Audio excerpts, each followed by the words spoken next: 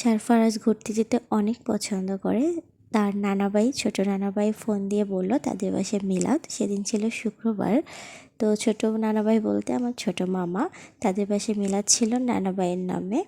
তো সারফারাজ তার মিম্মির সাথে রেডি হয়ে চলে যাচ্ছিল, দেন আমরাও বের হয়ে পড়লাম। যেহেতু মিলাদ ছিল তাই সারফারাজকে একটু টুপি পরিয়ে দিয়েছিলাম। আর এই ছিল মিলাদের মিষ্টি, সানা ছিল। তো সবার সানাটা বেশি পছন্দ, এর জন্য আর কি সানা এনেছিল মামা।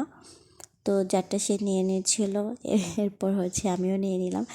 এখানে সারফারাজেরও একটা ছিল, বাট আমি ওকে দেইনি, সেটা আমি খেয়ে ফেলেছি। যাই হোক, এরপর আমরা সবাই চা খেয়ে নিলাম।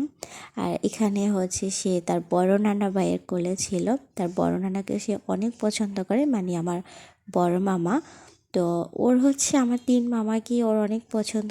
তাদেরকে পেলে তাদের কোল থেকে ওর নামবেই না, একদম বুকের ভিতর লেগে থাকে, এরকম একটা অবস্থা। তো এখানে আমাদের চা খাওয়া শেষই হচ্ছে না, আমরা একটু চা নিয়ে রং করছি। আর এখানে অসহায় আমার 2 ভাই, ওরা আমাদের রং দেখছিল।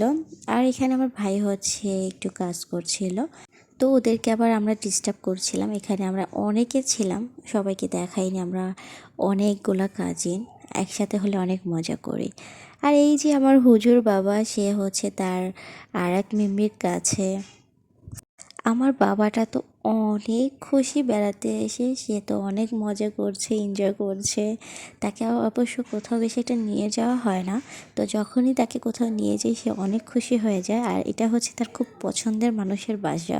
ছোটো মামার বাসায় 4 জন সদস্য, 4 জনকেই সারফারাজ খুবই পছন্দ করে, খুবই ভালোবাসে, আর তারাও ওকে খুব ভালোবাসে।